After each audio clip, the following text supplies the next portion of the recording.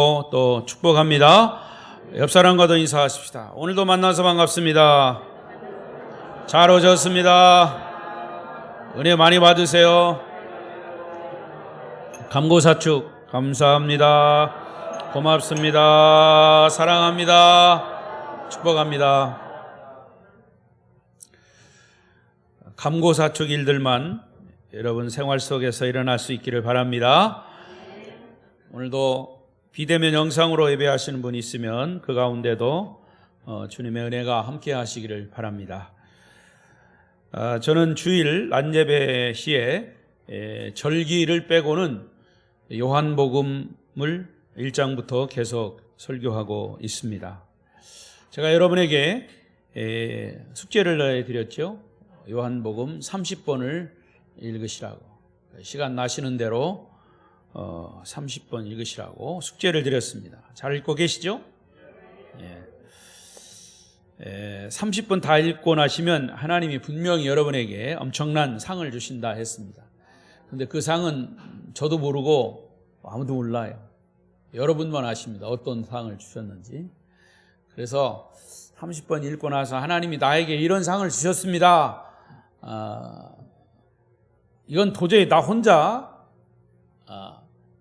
감당할 수가 없습니다 하는 사람은 그 상을 같이 나누시기를 바랍니다. 말씀으로 나누시든지 무엇으로도 나누시든지 그런 일들이 있기를 바랍니다. 저는 지난 시간 이 요한복음 1장을 말씀드리면서 빛에 대하여 증거하러 온 세례 요한에 대해서 말씀을 드렸습니다. 세례 요한은 예수님을 미리 준비한 사람이죠. 그래서 준비하기 위해서 파견된 요한입니다. 그리고 특히 세례 요한이라고 이름을 붙인 것은 많은 사람에게 세례를 주었고 특히 예수님에게 세례를 베푼 그런 사람이기 때문에 세례 요한이라 이렇게 붙였습니다. 그리고 또 한 가지 성경에는 동일한 인물들이 많이 동일한 이름들이 많이 나옵니다. 동명이인, 어떤 사람은 동명오인도 있습니다. 5사람인데 이름이 똑같은데 5사람이에요. 각각 달라요. 그런 이름들이 많습니다. 오늘 요한복음을 기록한 이 요한은 세례 요한과 구분되는 요한복음을 기록한 사도, 그래서 사도 요한이다 이렇게 말합니다. 거듭 말씀드리지만 이 사도 요한은 이 성경을 5권 썼습니다. 요한복음, 요한 1, 2, 3서, 그리고 반모섬에서 계시를 받을 때에 이 요한은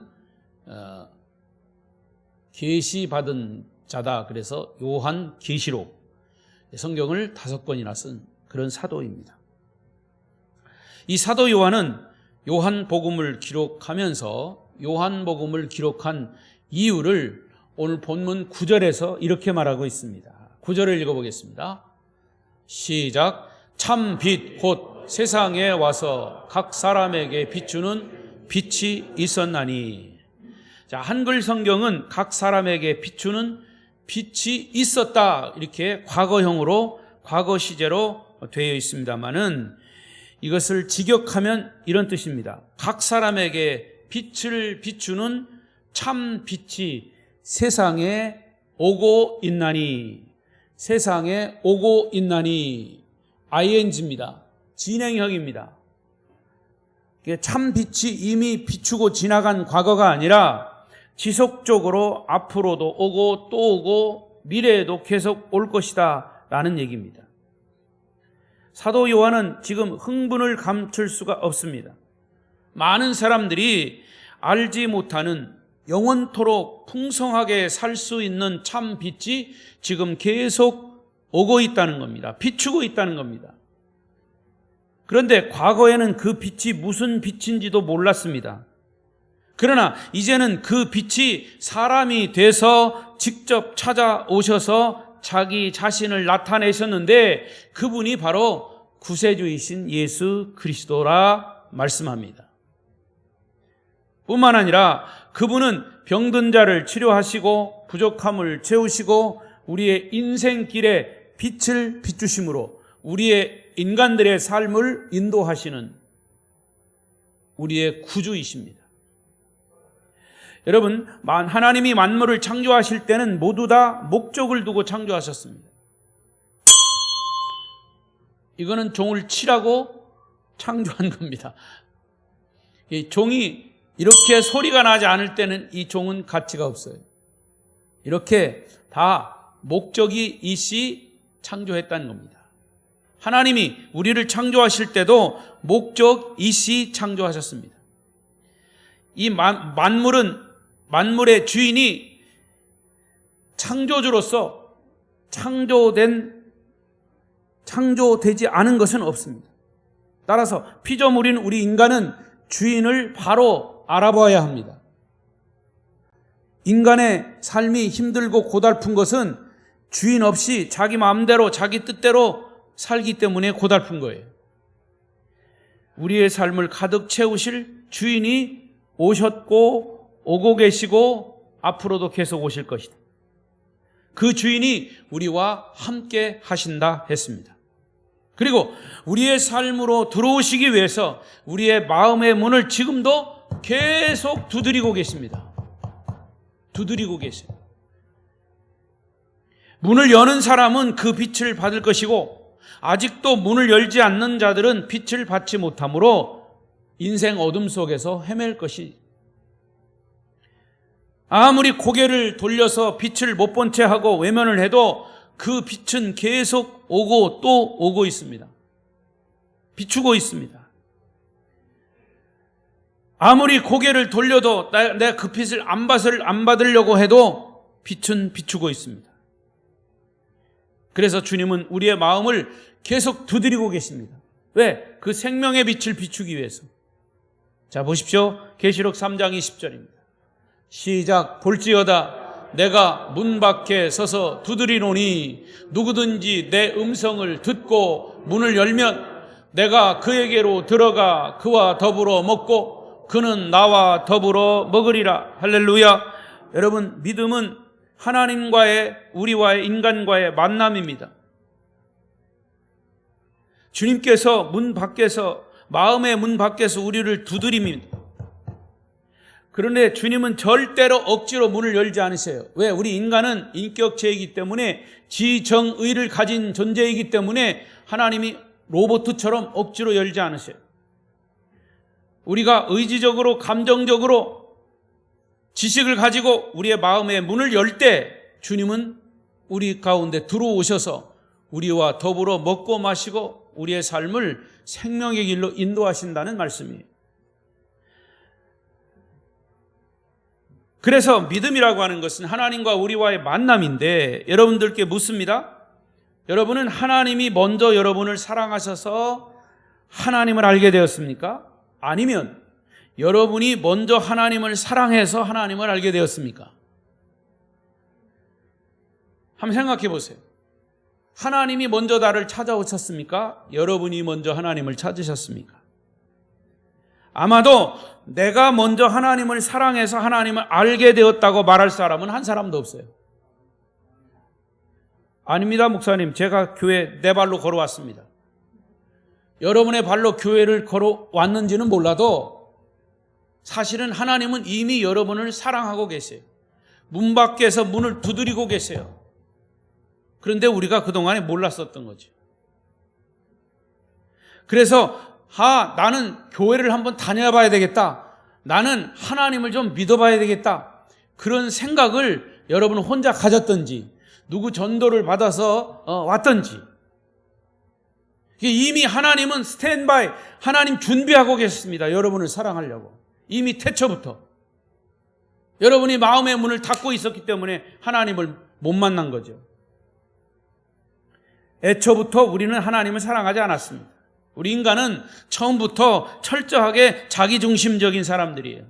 자기만 사랑하는 이기주의자들이에요.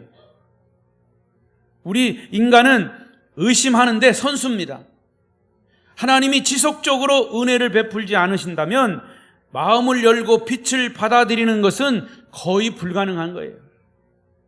그런데 참 빛 대신 예수님을 영접하는 사람은 사람이 바뀌어요. 옛사람은 찾아볼 수 없을 정도로 사람이 새 사람이 됩니다. 그것을 성경적인 용어로 중생이라고 합니다. 거듭남, born again.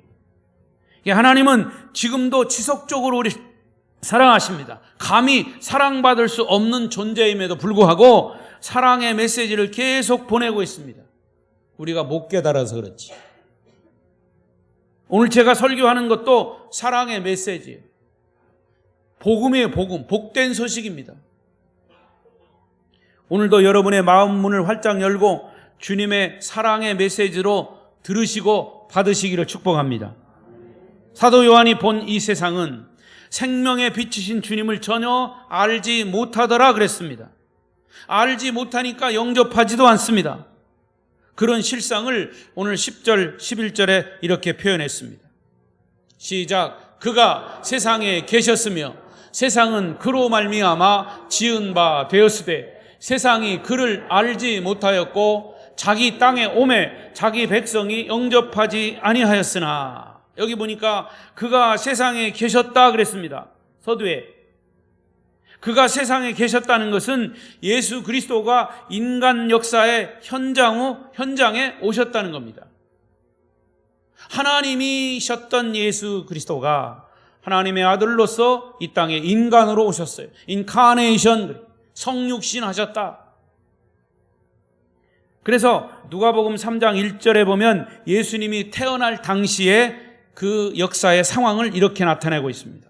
누가복음 3장 1절 시작. 디베레오 황제가 통치한 지 15해 곧 본디오 빌라도가 유대의 총독으로 헤롯이 갈릴리의 분봉왕으로 루사니아가 다시 계속 읽어요. 그 동생 빌립이 이두레와 드라고니 지방의 분봉왕으로 루사니아가 아빌레네의 분봉왕으로. 예수님이 태어날 당시에 유대 상황을 이렇게 설명한 거예요. 예수님이 인간으로 오실 당시에 이 세상의 역사 현장은 로마 황제가 유대를 지배하고 있었고 로마에서 본디오 빌라도 총독이 유대 총독으로 파견이 되었고 유대를 통치하고 있었습니다. 그런 상황에서 예수님이 세상에 빛으로 오셨고 인류를 구원할 메시아로 오셨지만 그리스도를 알아보는 사람은 아무도 없었어요. 동방 박사나 또 누가 알아봤어요?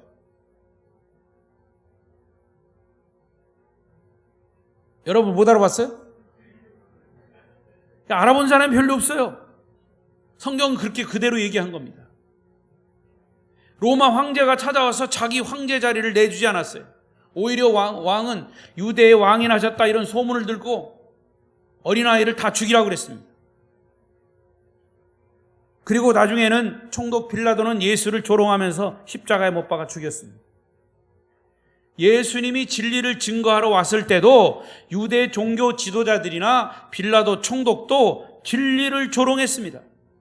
그 누구도 예수님의 말씀에 귀를 기울이지 않았어요. 그러나 이 세상만 주님을 영접하는 것이 아니라 여기 보니까 자기 백성도 그랬습니다. 자기 백성도.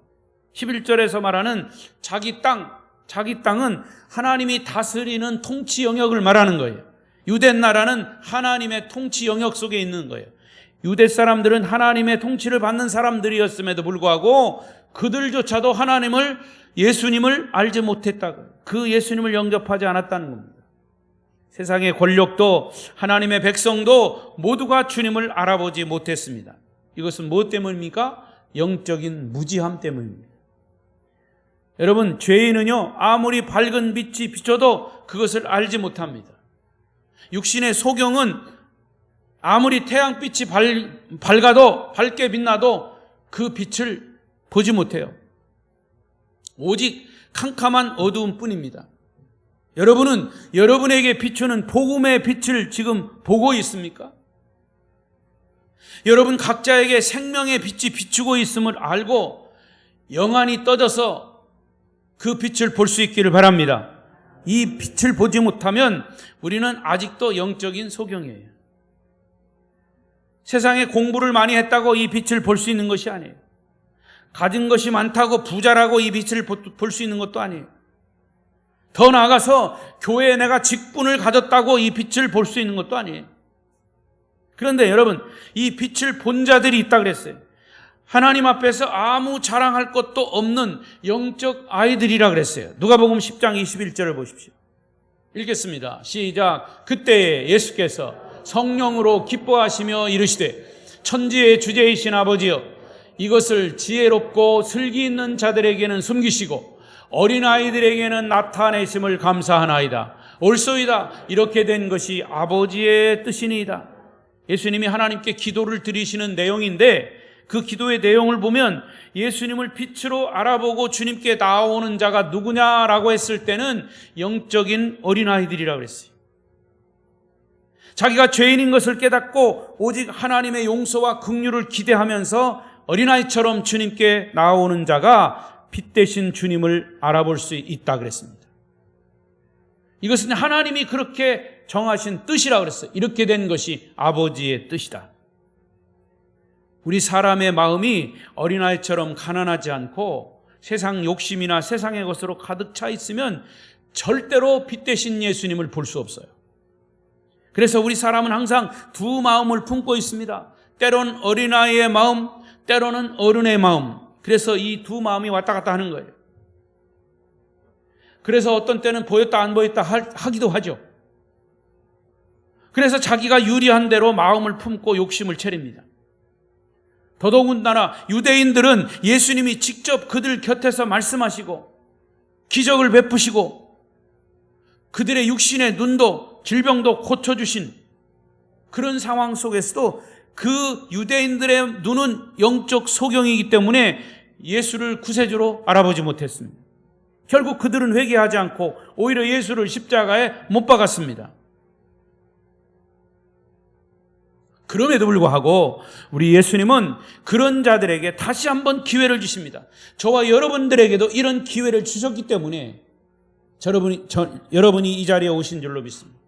마음의 문을 열고 예수를 영접하는 자, 하나님의 자녀가 된다 그랬어요. 오늘 본문의 12절입니다. 12절. 우리가 너무나 잘 아는 말씀이죠. 시작. 영접하는 자, 곧 그 이름을 믿는 자들에게는 하나님의 자녀가 되는 권세를 주셨으니. 여기서 영접한다는 것은 주님을 완전한 나의 주인으로 받아들인다는 겁니다. 우리 인간은 예수 그리스도로부터 지음을 받았기 때문에 삶의 중심의 주인을 주님으로 모시고 살아야 한다는 것입니다. 그게 영접한다는 거예요. 우리 삶 자체를 주님의 이름으로 사는 거예요. 제가 말씀드렸죠?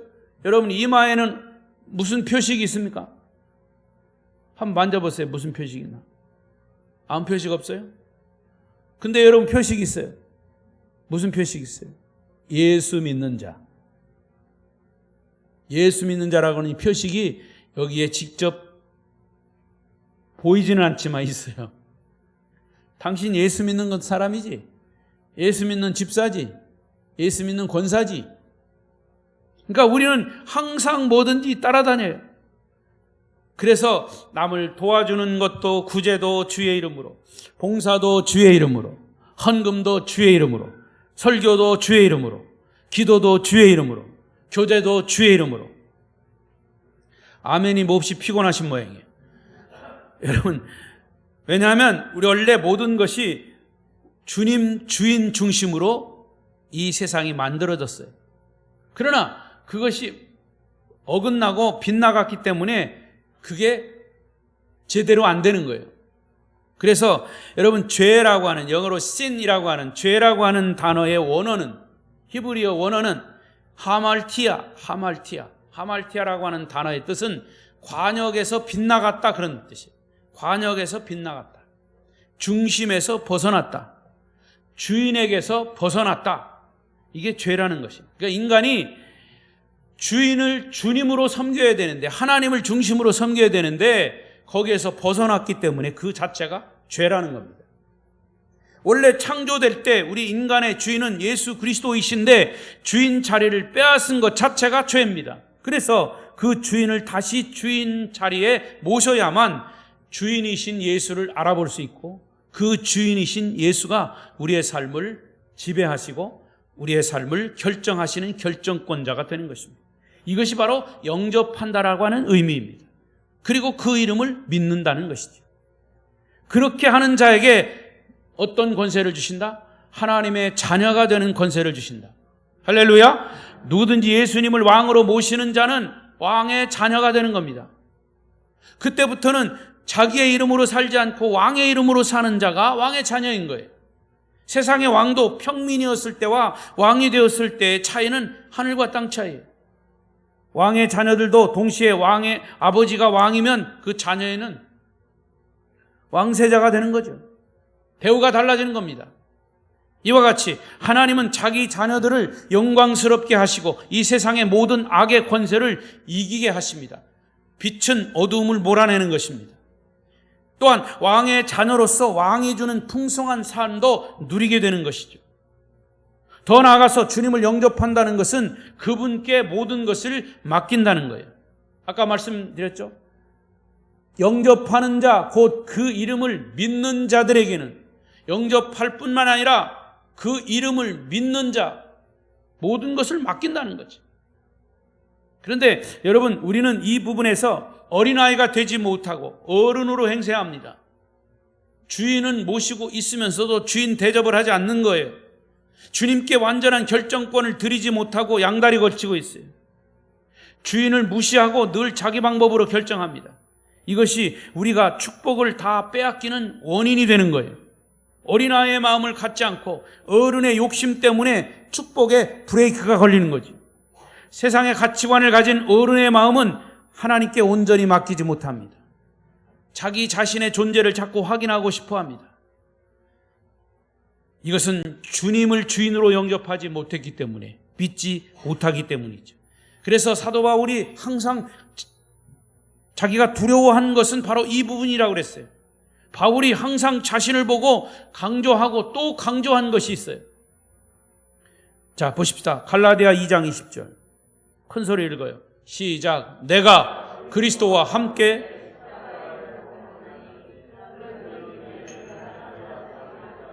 내 안에 그리스도께서 사시는 것이라. 이제 내가 육체 가운데 사는 것은 나를 사랑하사 나를 위하여 자기 자신을 버리신 하나님의 아들을 믿는 믿음 안에서 사는 것이다. 자기 자신은 그리스도와 함께 십자가에 못 박혔고 이제는 내가 사는 것이 아니고 내 안에 주인으로 계신 주님이 사는 것이다.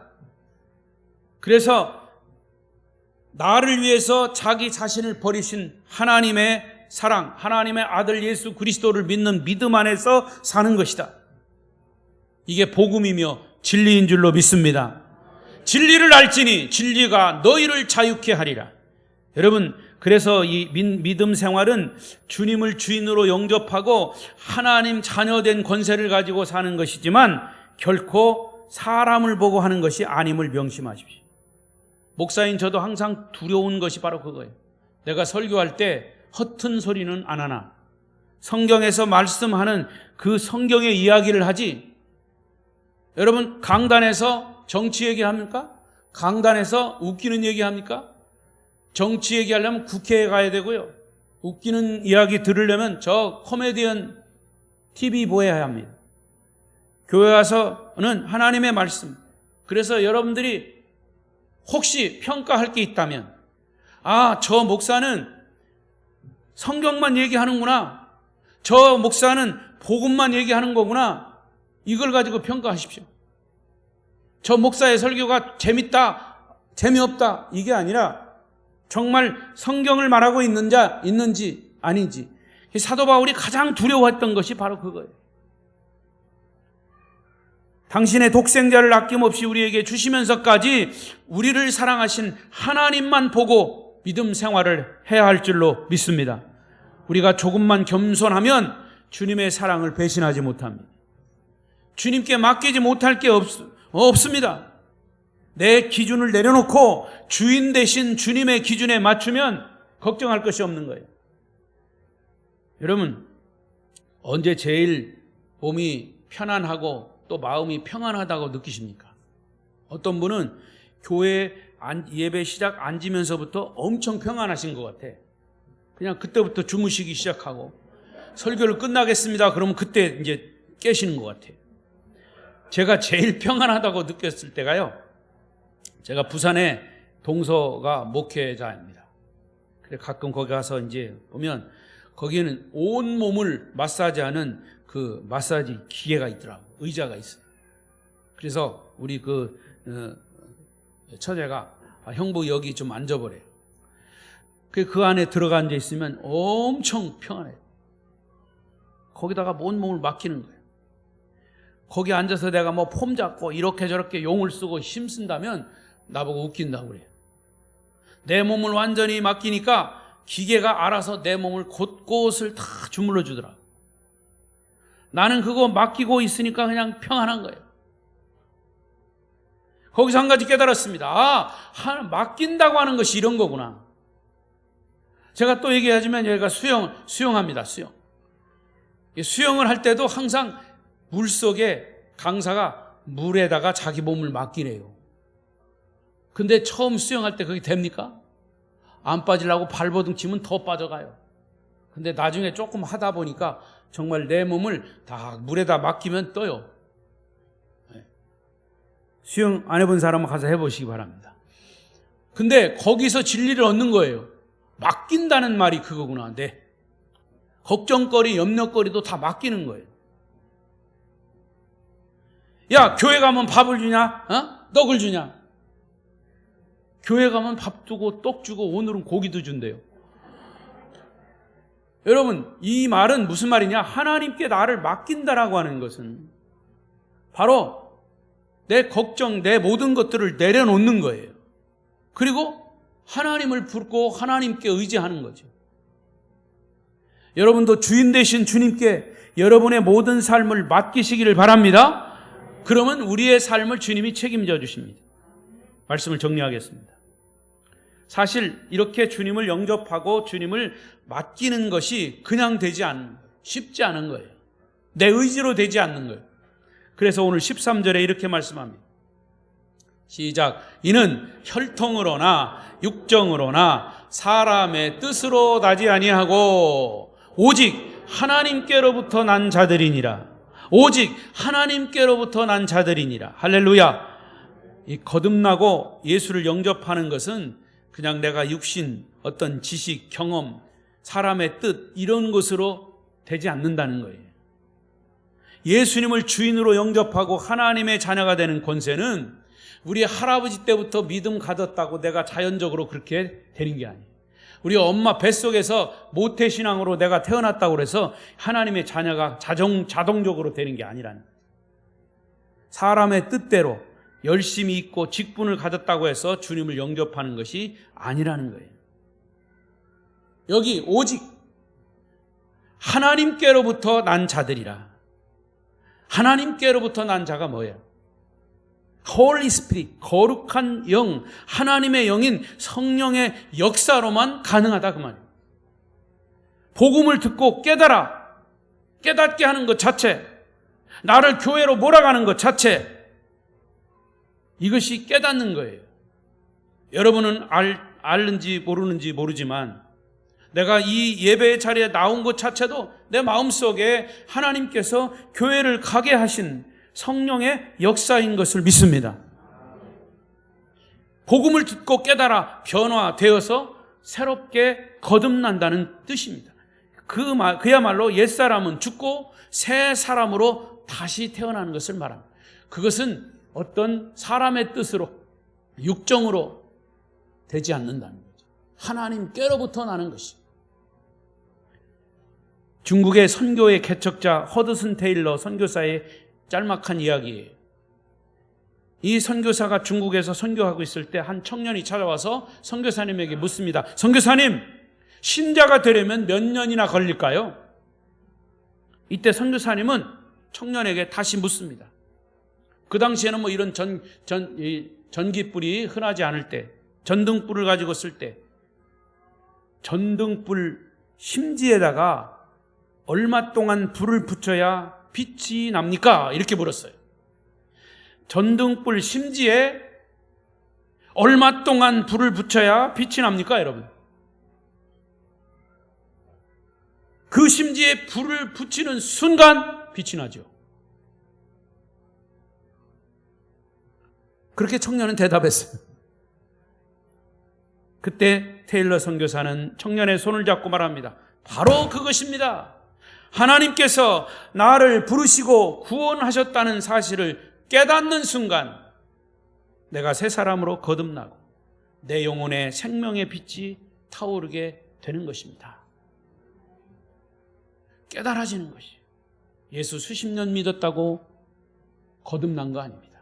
그는 분명히 예수 믿는 어느 순간 깨달았을 때, 성령의 역사가 나타났을 때 거듭나서 예수를 변함없이 믿는 거죠.